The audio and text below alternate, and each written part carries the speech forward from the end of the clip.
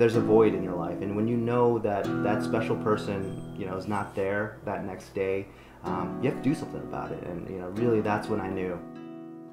I knew he was the guy probably within the first year. Like, I knew that there was something there, something really unique and special. Jenni is one of the strongest women that I've ever, known. The first thing that really attracted me to Jenni was her amazing eyes. They were, mesmerizing.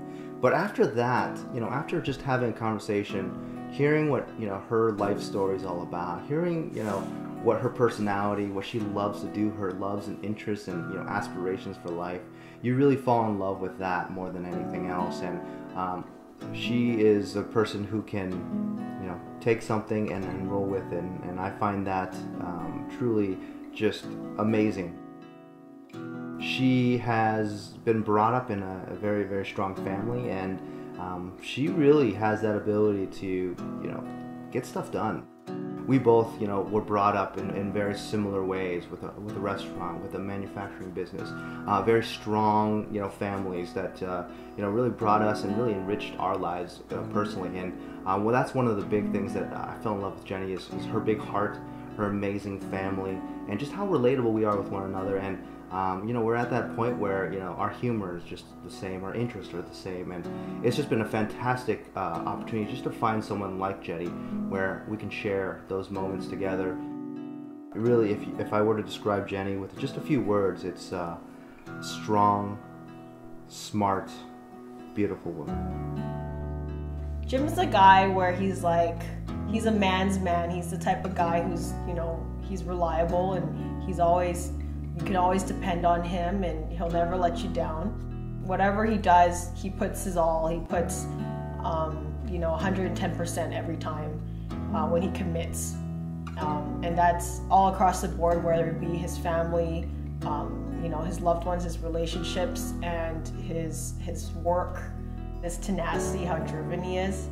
I really like the fact that he's so positive. He can always see something positive out of a situation or a dilemma.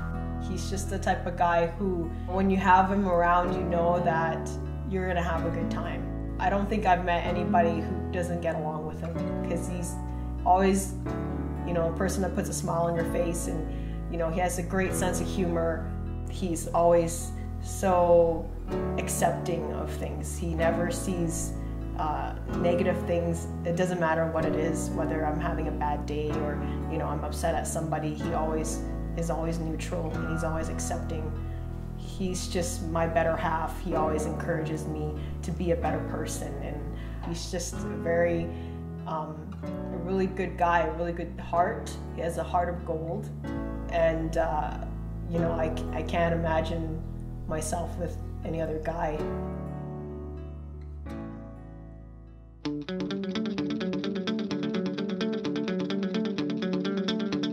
Jim and I met about 6 years ago online on Match.com. When I found Jenni, it was an amazing experience. I really liked what she had in her profile, her bio, and I messaged her. Initially, I was not interested in him. He wouldn't take no for an answer. He asked me 3 times. First 2 times I right out said no. It wasn't because I didn't like him, it was because I didn't really believe in long distance. We first became friends at first and just really communicated in that way. And we became friends first for the first year.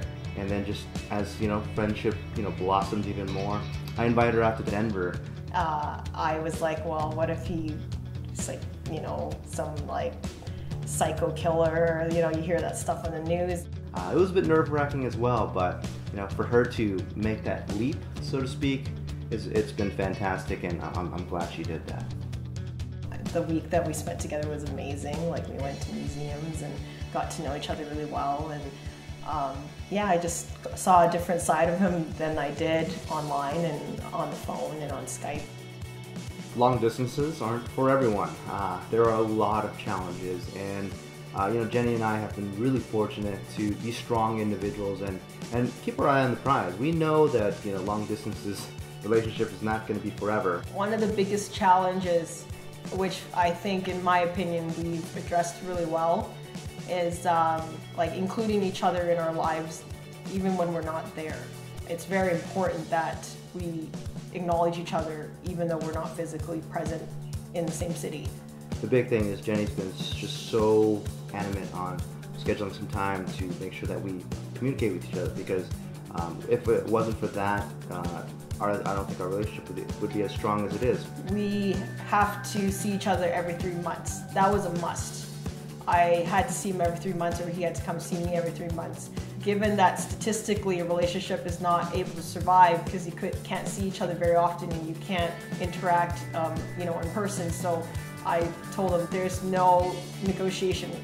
In reality, the biggest benefit of being in a long distance relationship is when we do actually get to hang out. We really do enjoy each other's company a little bit more. It's truly meaningful and it's very special.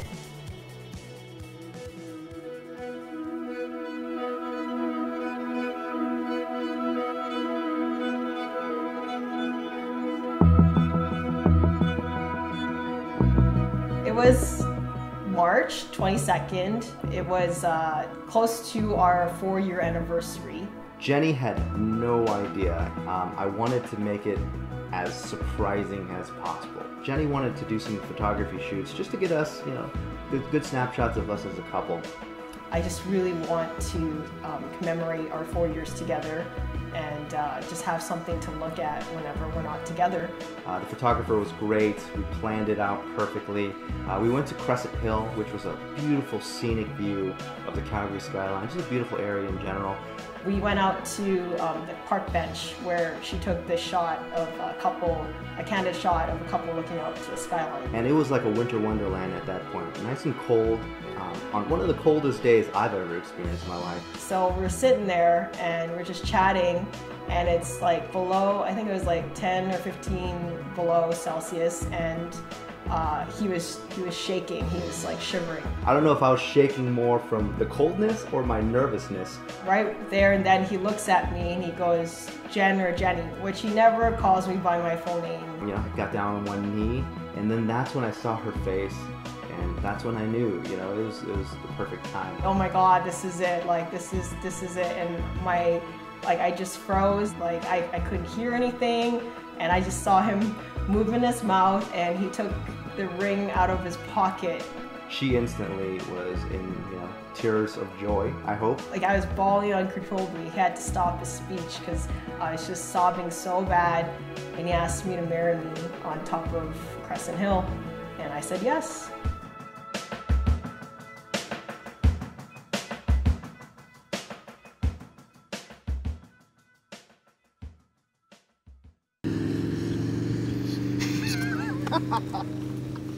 Beautiful. Blew right into my face. No, one more time. I saw your gum.